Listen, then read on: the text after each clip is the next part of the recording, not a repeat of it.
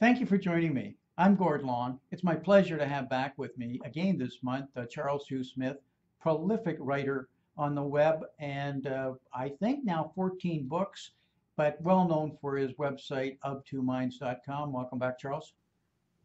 Thank you, Gordon. It's always a pleasure. We cover important topics, and I can hardly wait to get into the one today. Charles, was I right on that 14 books? Yeah, I think that is pretty correct. I myself have to, use my fingers and recount.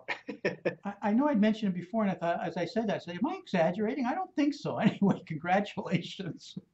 I don't know how you've done it, but anyway, because you also, you write a major article every single day on your website. And for those who haven't been to Charles's site, I strongly recommend it. Up to Minds, some of the best writing on the web by far. Charles, great subject here today. Something that you and I wanted to get back to. We've kind of talked about it before, and that's this whole student loan problem.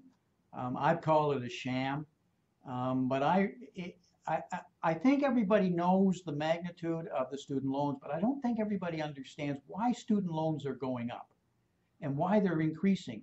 And everybody talks about inflation, but what is inflation and why are they going up? And I think we've got some pretty interesting charts. Any comments on that before we begin?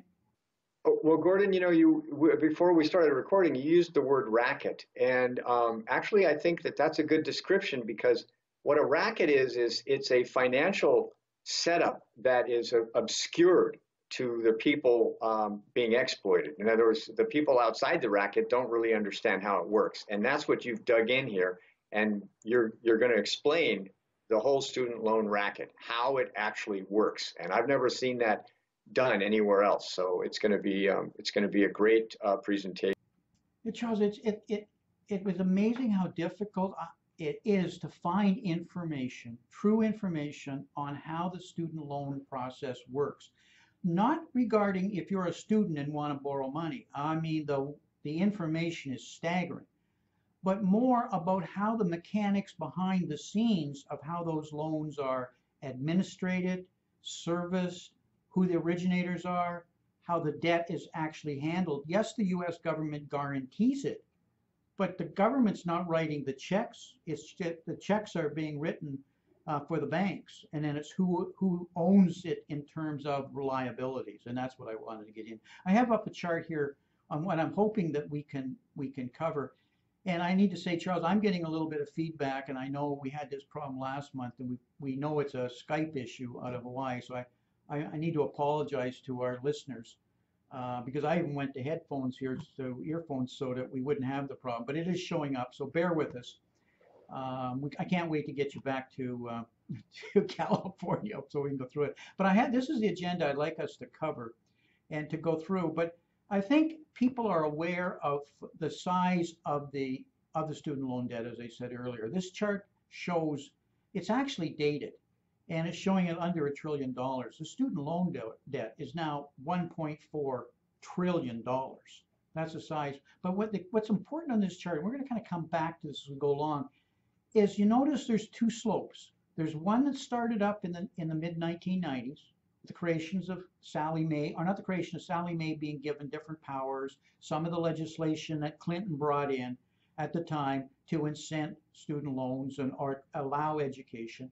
But you'll notice the bigger inflection is in 2010 and 2011, where it goes parabolic, or in this case, linearly straight up. And that's important to recognize. What happened in 2010 or 2011? What changed? That it would go so? Did students suddenly decide they want to go to university or college? I don't think so. Did they suddenly decide they needed money they didn't need before? Partially. What changed? And I have up a chart here, this one that shows that, as I said, the student loan is 1.4 trillion. But you notice this red line on this chart, that in fact, where it relates it to the gross domestic product, this industry and the student loan industry is actually directly correlates with the GDP in our country. That's how big and powerful that it's got. And and really, you need to understand, it's like an iceberg here I'm showing in this chart. The student loans outstanding may be 1.4 trillion now and growing, but there's a $140 billion industry annual, $140 billion a year living off this industry. And there are service providers, originators, lenders, there's the colleges themselves. That's 10% per year of the total outstanding loans, and it's a significant part of our GDP on an annualized basis. Any comments on that, Charles? Is that a surprise to you? Well, Gordon, you have a great slide here that says who got rich off the debt crisis. And in other words, what one of the main points here is there are people getting filthy rich off student loans that have been sold to us and to the students as, oh, we're helping education. We're helping students get the education you need. That's like the false narrative, the sales pitch that masks this gigantic profit machine that's exploiting the students. I'm going to show a list of companies here that I'd never even heard of who have went public, and the size of these corporations now and the amount of profit that they're making. I'm not saying they're doing anything bad or illegal. They're just taking advantage of an opportunity. But the money is significantly large. Just some basic statistics here. This chart, I call the debt obscene. We have 42 million people now who owe that 1.3 or 1.4 trillion dollars in student debt. And it's up $1 trillion since 2011, Charles. As we saw in that previous, it's exploded $1 trillion here in the last 7 years. And if you look at it too in the statistics, we've been cutting back at the state level of money being given to public colleges, and that's been going on since 1980. It's got more and more of the cuts, and since the financial crisis has been cut dramatically, to the point that since 1980 there's 500 billion or $500 billion has been taken back from the states in terms of the funding they were putting into state colleges.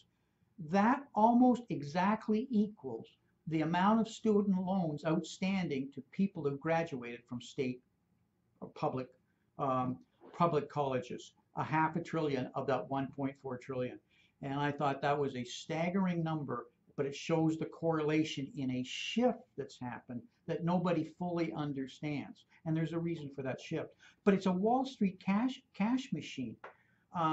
As you just pointed out, 140 billion, but 1 in 4 borrowers right now are now behind in their payments, with nearly 8 million in default. And everybody says, wow, who's going to pay for it? The government is, and they are.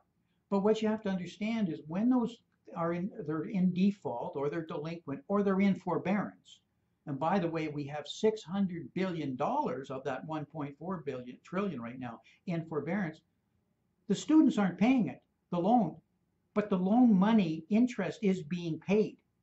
So separate from the 1.4 trillion, there's interest being paid because it's guaranteed, and it's into the whole asset-backed securities, how these student loans are being financed. The government is paying for that kind of money. That is a huge cash machine, even if they're not paying. That makes sense to you, Charles? Is that a surprise to you? Absolutely. And Gordon, you have a slide here about the risk, and I think one of the major points here in your presentation is there's no risk for the originators and processors in giving students $100,000. The government will pay the whole thing, back it up, pay the interest. It's risk-free. Well, this is a completely different financial animal than a mortgage or an auto loan or a credit card, where there's some risk to the lender and originator. Student loans are, as you've pointed out, the only financial loan system for which there's absolutely no risk of loss for the lenders and originators. That's incredible. Exactly. What we did is we used to have a model, the Fannie Mae and Freddie Mac of agencies, where the government didn't guarantee it, but it was assumed it was government backed, and therefore got good attractive rates. Well, we know what happened to that whole model. But there was another model called Ginnie Mae. And Ginnie Mae was where we actually guaranteed the loans because they were used to fund the FHA loans. And what we did is we moved the whole Sallie Mae methodology and structure to the Ginnie Mae, where we guaranteed the loans. So suddenly, Sallie Mae, which is now, by the way, a private corporation, We need to fully understand that. We went to it where we guaranteed them. And so there absolutely no risk. But as you point out too, Charles, it's not only that we guarantee the loans. Something else I think was the biggest lobbyist triumph in the last 25 years, that the lobbyists were able to get student loans to be non-recourse loans. In other words, there's no way out. So you're a minor and you take on you're 19 years old, you take on this loan. There's no bankruptcy to get out of it. Your wages can be guaranteed. Your taxes can be, returns can be held. You own that debt and there's no way out. So for a lender, this is a dream. There's no risk. Either the government guarantees it and it's a non-recourse loan. Remember during the housing bubble, the issue was that they were using AIG collateral credit default swaps to guarantee the insurance, if you would, of asset-backed securities, and they used AAA ratings that were coming from the rating agencies to say, look how good the quality is. Well, in this little gig, we remove all of that and we say, you don't need to worry about it. It's guaranteed two ways. So suddenly the floodgates open. And I have a cycle here of this chart where up here in the top right, in 1990s, we started to change these things we're talking about. That is absolute guarantees and the broad nature of the guarantee. Doesn't make any difference what kind of a degree you're getting. A law degree or an engineering degree or something, a doctor that you can, dentist that you can get a job is equal to something that's called basket weaving. And if you want to go and study basket weaving and it costs you 120, you get the loan as long as you want it. As long as you can walk into the office, show that you're registered in a college, there's the money. And by the way, colleges now line up, they want to teach basket weaving because they can get 60 or 70 people who will get a degree. They get a BA, they get a job.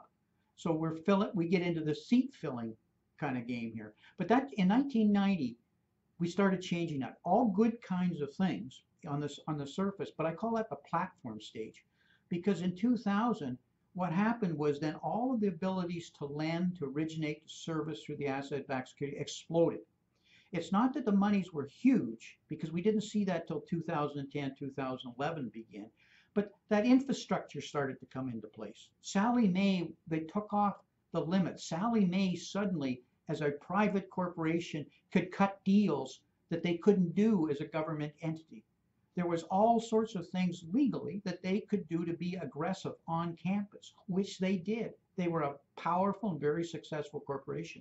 And when they spun off companies like Navient, they, as a service provider, things they could do. All good companies that just suddenly effectively opened the gates to allow money to flow, unrestricted, with absolutely no regard to where the money is actually going, other than you have a student card. As long as you have a student card, you got unlimited resources. So then in 2007, at the bottom of this chart, what happened was, after the financial crisis, the states had to start, and the government had to cut back on the amount of money that it had available to send into the colleges. So there was pressures put on the colleges because their funding was being cut back. So the colleges reacted by increasing their tuition. And that was more a catalyst, because suddenly when they increased their fees, Charles, they realized, they knew nothing, the students still kept rolling. The students kept coming. So suddenly, instead of being 12,000, it's 18,000, nothing changed. It's 26,000, nothing's changed. You're a college professor, you say, well, maybe we can increase more because we can get this facility. And then, of course, the tier one colleges do it, like Harvard. Everybody else then goes up. So it just exploded as they realized that they could really, price to market. And what they could get out of it. And it was really a liftoff then began, because then there was a cultural change. And now these colleges, I know they're nonprofit, but they're being run as a profit motivating business. Any comments there? Right. Before we get into the enormous endowments in the private sector colleges, I want to raise a point we spoke about before we started recording, which was you pointed out that the connection between the amount of money that's being loaned and the risk of that money defaulting and the value that's being purchased with that money has been broken. In other words, if in a in a rational financial world, there would be some assessment of the value of the education that is being bought for the $150,000 and the value of the diploma the student is earning, right?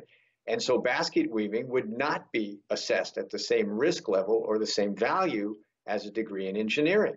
And so the way that the system is designed, we're sort of guaranteeing, without really doing so explicitly, that students are going to make poor decisions about the value of their education. And we're letting all the educational facilities, all the institutions, off the hook. They can issue a basically worthless diploma and collect the same money as a university that gave a useful degree for the same money.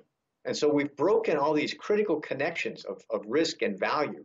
And so that's why the system is not just bankrupt, it's corrupt. It's corrupt to the core, because there's been studies like Academically Adrift, a big study that showed that up to 2/3 of all college graduates in the US, they either don't use their degree or the degree has very little value in the marketplace. So we're borrowing these immense sums of money, putting them on young people, and then the degrees they're getting aren't really useful in the economy as it exists, as it really is. It's tragic, but it's also corrupt. This is in many ways a mirror image of the housing bubble. And that was the core issue with the housing bubble had become that the lenders, original banks, no longer owned the loans, and so therefore they passed them on, sold them off, packaged them up. And so who owned the loan? People who weren't managing the loan, as opposed to the local bank who really took the risk and really had to rely on it, which is the old practice of banking. That's what's happened here too. So the person making the lending is not connected to really worrying about it any further than that. And then second, if they're making that decision to lend and we're going to own it, they're going to want to know whether there's a payback, and that's your point on whether in fact the value matches the cost. And where's that? And so that's lost. The moment you start passing off up through these sophisticated synthesized securitizations, collateralized loan obligations, there's all sorts of hybrids of these in the whole asset-backed security marketplace. And matter of fact, there's a whole industry now called, remember, mortgage-backed securities, and then there's commercial-backed securities, and then there's asset-backed securities for cars. Well, now there's something called SL asset-backed securities, student loan asset-backed securities, which is, and the reason you don't hear about it, because Charles, you're not, they're gobbled up. They're not getting to the public. You've got to be a high-profile insurance pension plan because they're risk-free, and they're paying great amounts of money. So that's where the flow is. The flow is there. Charles, I've got up a chart that may help kind of crystallize some of the points that we're making, and that is the flow that, Congress makes the laws, but the Department of Education and the Department of Treasury handle this, and they handle it in two streams. In that the financial side of it, the movement of the roll up from the lenders selling it up to the originators and being packaged, ties into the Department of Education, which is then through service providers who then make sure that the loans are paid, they're on time, the collections or negotiations or under forbearance, et cetera. So there's, on the right side, there's fees, there's commission, there's interest, all going to all of these companies. And by the way, it was a bear to find all of these different companies. And then when you find them, you realize, look at the money they're making and how large they are. And for those that can read the slide, I bet you anything, 50% of these you've never heard of. But these are big companies, very ethical companies, we hope, making an awful lot of money here, fulfilling this need. But if you go to the next, we go to the next chart, Charles, a little different way of looking at the same thing.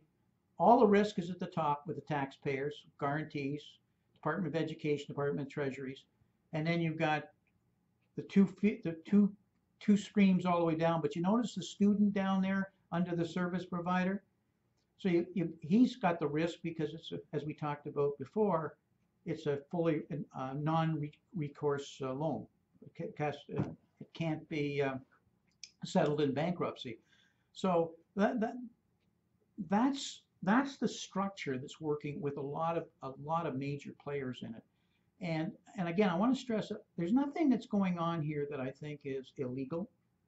It's more how it's evolved and the sequence of which it's set up. And I want to switch a little bit to give you an example of how the culture begins to shift when you have this structure in place and this thing going on. And I did some work. Oh, let me stop there. Any comments you had, Charles, before I start talking about what I saw at Harvard? No, go ahead, and I'll have a comment at the end of your explanation. Well, I don't want to pick on Harvard, but it's a local college here in Boston. But I looked at the Ivy League schools because they're the benchmark. Everybody says, what's Harvard charge? You can see here it's currently $63,000 a year for not Harvard, but for the Ivy League school, top Ivy League schools. And everybody else kind of benchmarks themselves from there. How they see themselves in the ladder. So when Harvard decides it's $63,000 to go to Harvard, then a lot of other countries or companies, colleges pick up from there. But does Harvard need $63,000 per student to go there? Where's the money going? That's the question we got here. Okay, so we know all that money's available. But what are they spending on it? Why do they need it? So I looked at the endowments of all the Ivy League schools, and Charles, I think most people may appreciate they're measured in the billions of dollars. The endowment at Harvard, the best I can find right now is it's $40 billion. And it may not be the largest of all of the Ivy League schools. They're massive amounts of money. This document I have up here ranks all the schools, all the colleges with endowments, and then says what's the endowment per student. Okay, whatever they do with the endowment's one thing, but how many students are currently enrolled divided into the available endowment. And you can see here in four of the top five, if I was to average, it's around at $2 million per student, right, on the chart. So at $2 million is in the endowment, even at 5% on that $2 million, that's $100,000. If Harvard's charging $63,000, that means they could pay everybody at Harvard out of the endowment and would still have $37,000 over to reinvest in the endowment, new capital facilities, extra scholarship. Well, we just paid for colleges, improved salaries, etc., and not even touch the basic endowment, never mind the money coming in. So they don't need the money, do they? It's called, they don't have to give the money. They don't have to touch their endowment. Now they do. They pull money out of it and it goes in for scholarships and etc. But they're not giving everybody, their entire population, a free degree. And that's what's going on. And if you look at the endowment, this is a chart that shows in 2014, look at the return on their endowment, Charles, 15.4%. These guys are banked. This is a bank. These are bigger than most of the major banks in this country. This is their endowment. And if you look at the public equities, 20%, private equity, 20%, who knows where all this money is being invested in, but in a quantitative interest and zero and everybody chasing zero interest rate and everybody chasing yield, where are they finding these investments? The meager one is fixed income at 7.7. Hey, bonds what are they trading here today? 2.2% on a 10-year. Okay, we were down to 1.4 this time last year, but they were getting 7.7 at 214, and that's what brought it down to 15.4. So they don't need the money. Comments there? Right. Gordon, before we start recording, you mentioned what we have here is a win-win, lose-lose situation. This whole racket is a win for the originators and the people processing all these loans, right? But tens of billions in profit. It's a win for the colleges and university because the administrators get to pay themselves $250,000. I've looked at these databases that some of the states have for their public schools. $250,000. That's not even that much. $350,000. So administration has exploded higher as people can get huge salaries, pensions, and benefits because the money's free, right? Then so who's the loser? Well, the student, of course, because it's the non-recourse loan and it can blacken their whole life. Then who's the other loser? The taxpayer, because we're ultimately on the hook to fund and pay all of this, to pay all that profit and everybody that's got a guarantee from us. So win-win, lose-lose. That's not a good system. That's not fair. It's not, and look who's winning and look who's losing. And so the people who are winning are going to say this is a great system and we're supporting education and blah blah blah. But if you look at who's losing, then it's not a great system. It's a fraud basically. It's a racket and a fraud.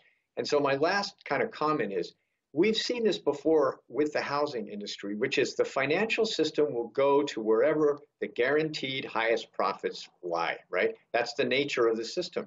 And so it's called financialization. And so we've financialized housing, which caused a bubble and a crash. Now we've financialized student loans.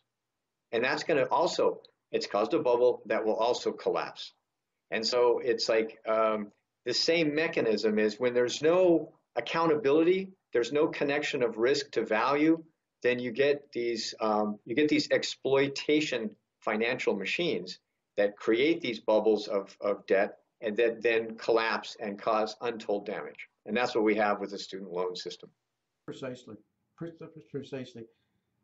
Charles, I have up here a chart on P&L from Harvard, and I must stress, I'm not picking on Harvard. They're all the same. They all read very similar.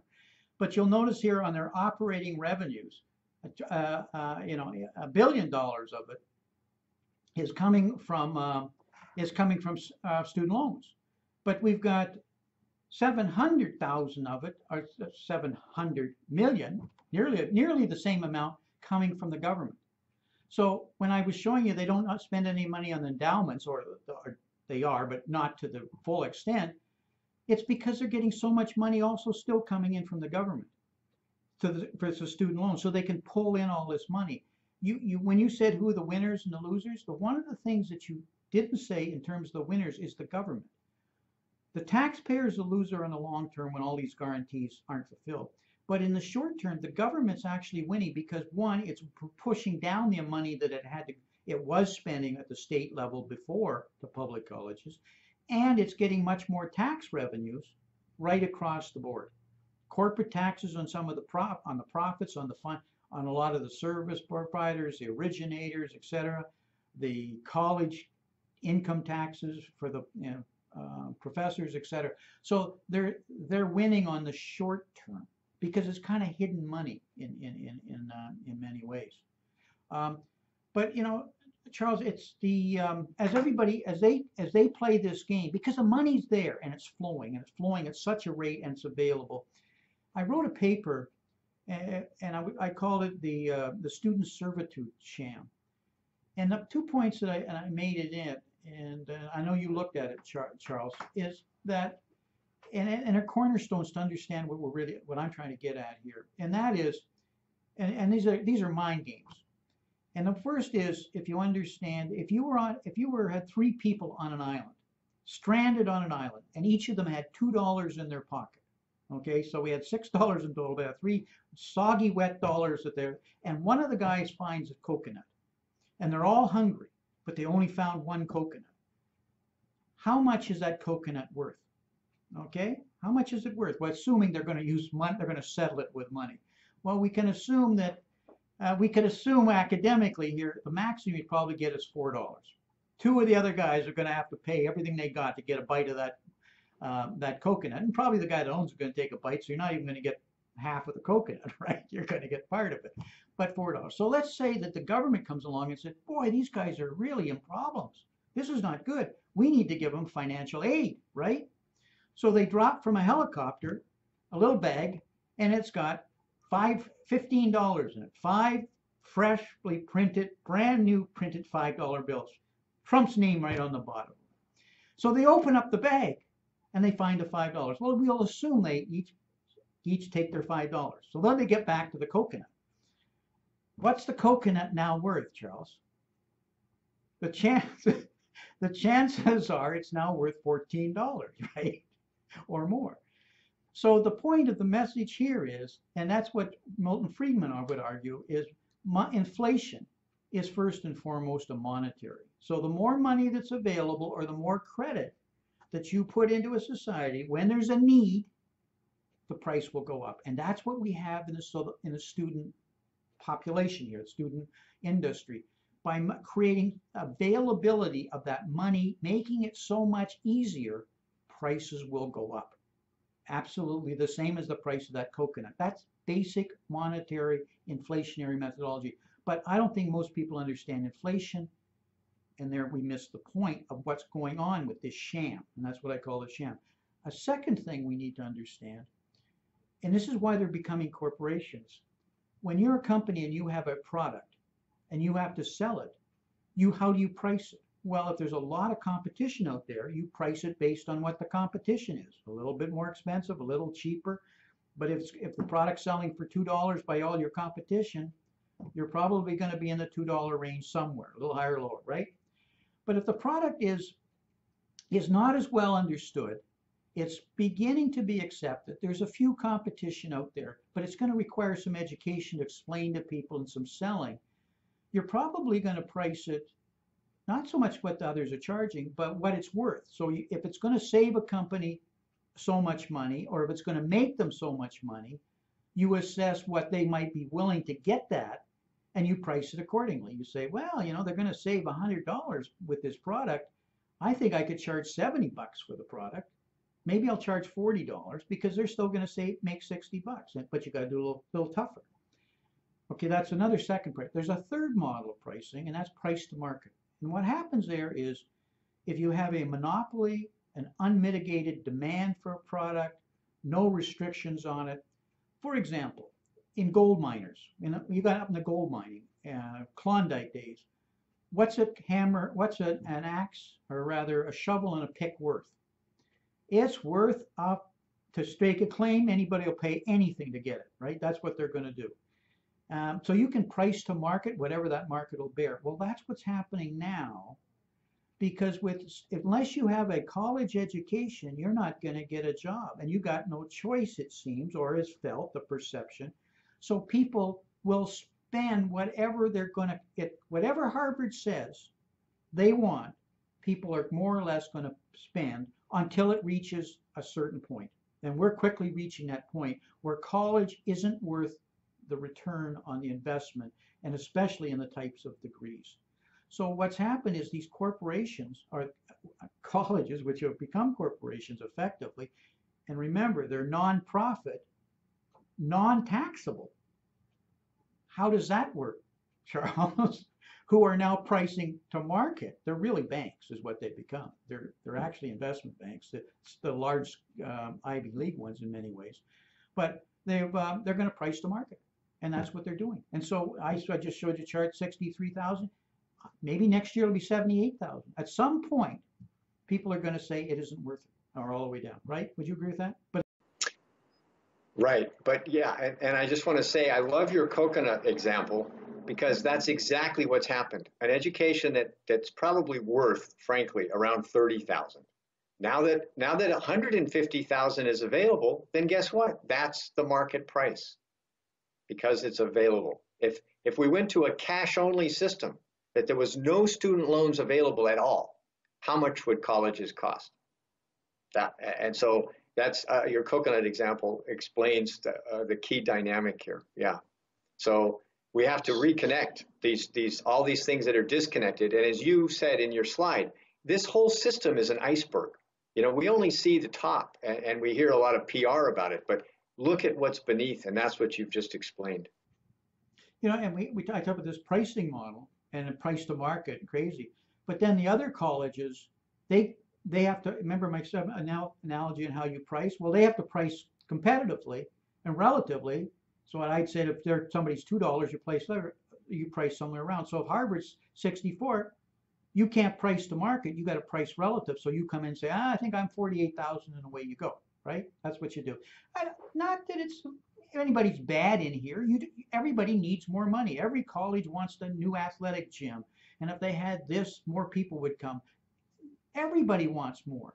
We've always wanted more, but the system has to be balanced where the value and the cost is, and when you take it off, away we go. Last scenario, just before we wrap here, Charles, that I like to give is an example I saw with my neighbor a few years ago, and I think it's illustrative of how the culture has now evolved, where now all the colleges are into the game on approach. And that is um, um, a neighbor of mine had he had a son, he had a number of kids, good academics, but the one son was not an academic, but he played pretty good basketball. But college did not seem to be in the works. And I had many conversations with the father.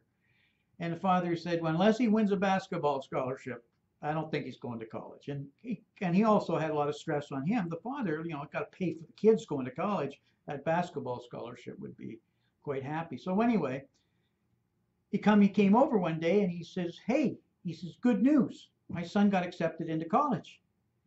And in his grade point averages, I was shocked that he was actually going to get out of high school. But anyway, and I stunned. I said to him, I said, where? Where did he win the basketball scholarship?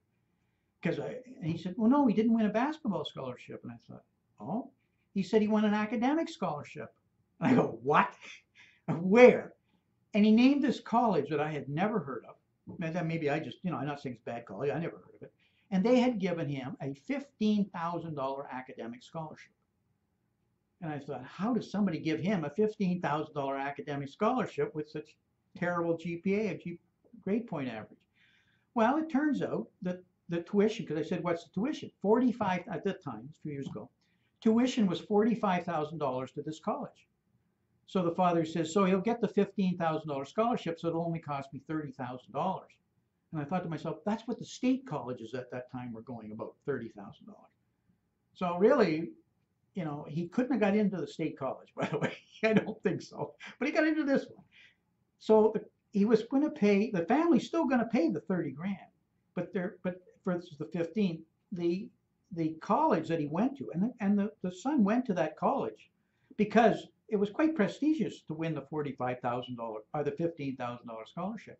But the point I'd make is that college didn't really, they just took their fee. It was funny money. It was counterfeit money in many ways. They just made their tuition list price, like discounts on cars, 15,000, lost leaders we used to call them, right? $45,000. We give you 15. Then you take it, and now you're only 30,000. And they fill the seats. And by the way, when they can fill more seats, they get more college money, government money coming to them. So the smaller college says, hey, I got an idea. We'll price like close to Harvard's, a little higher up, and give the money back as a scholarship. Nothing's coming from the government, it's coming from us. But we get more seats and we get more money that way.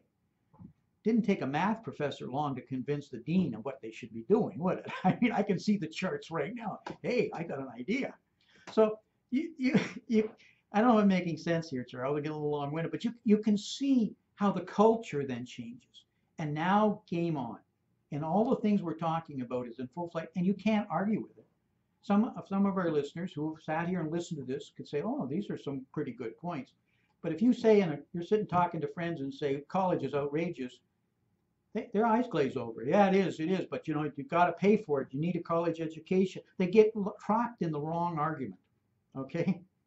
And then you say, why is it so expensive? Well, they need it. Do they need it?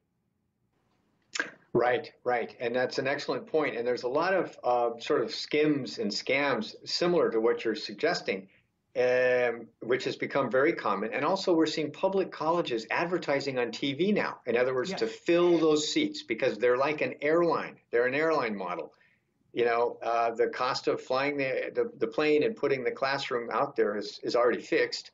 And if they can fill every seat, the profit margin skyrockets. And so the last point I want to make here is what happens, Charles, all their costs go up because they have more facilities, more money, run rates higher. What happens when college enrollment starts to fall off at their colleges because people just don't have the money or can't afford it, or the risk, they'd say it's not worth it. They still have these massive fixed costs.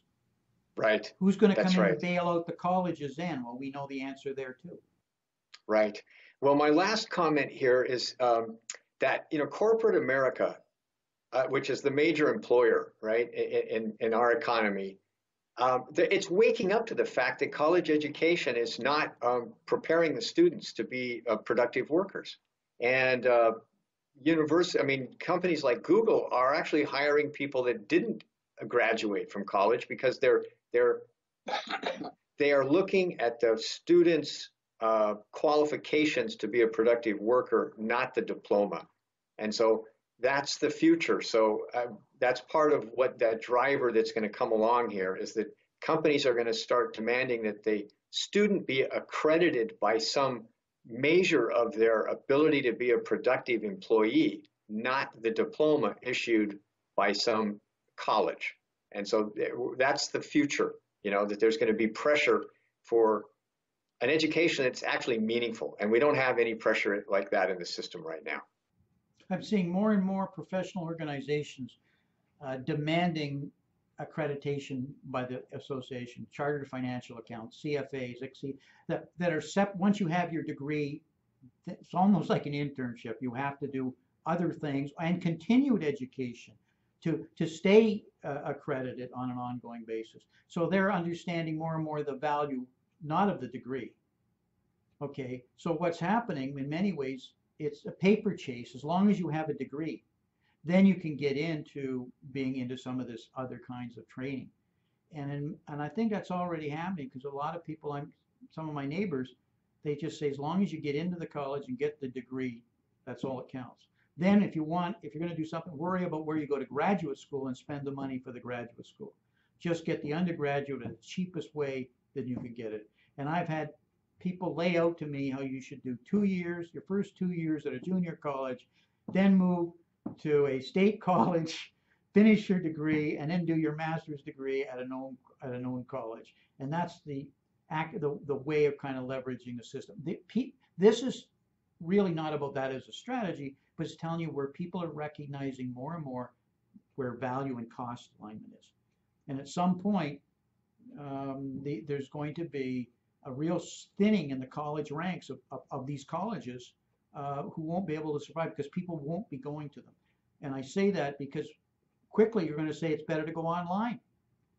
And rather than attend the college, I'll do it online at my time, and I can dramatically reduce my costs. Would you disagree that that's what's coming? That'll break this cost line, and they'll have enough credibility because people will say, I don't care where you did your undergraduate. I just want you to have the because I'm going to train you, or you're going to have to get the training through these kinds of online programs after you've got our professional courses after you've got your degree. Charles, I apologize for being so long-winded here today. I obviously quite excited about this subject. I know we got to wrap here. Any comments you'd like to make here as we close?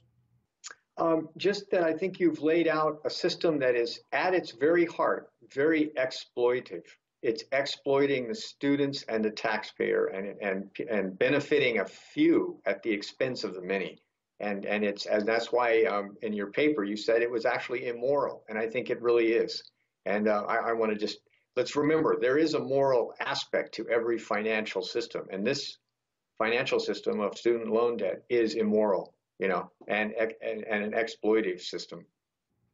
It's in many ways unique to America. Lesser extent maybe in Canada, but most places around the world, they believe that colleges should be funded in a large way as a public expense, and therefore are still highly, highly subsidized. And students aren't graduating with the same debt. It is changing in the developed nations, no question about it, but not to the extent that it is the United States. The United States, frankly, Charles, it's out of control. And I use the word sham and I use the word racket, not in a legalistic manner, but in an immoral manner, that it's wrong. It is really wrong. We have to break. Always enjoyed it. Sorry for taking so much time. We didn't have too many interruptions with our delay signal. I heard it a couple more times. But next month you're back in California, so maybe it'll be better. Talk to you next month. Yeah. Okay. Thank you so much, Gordon. Bye.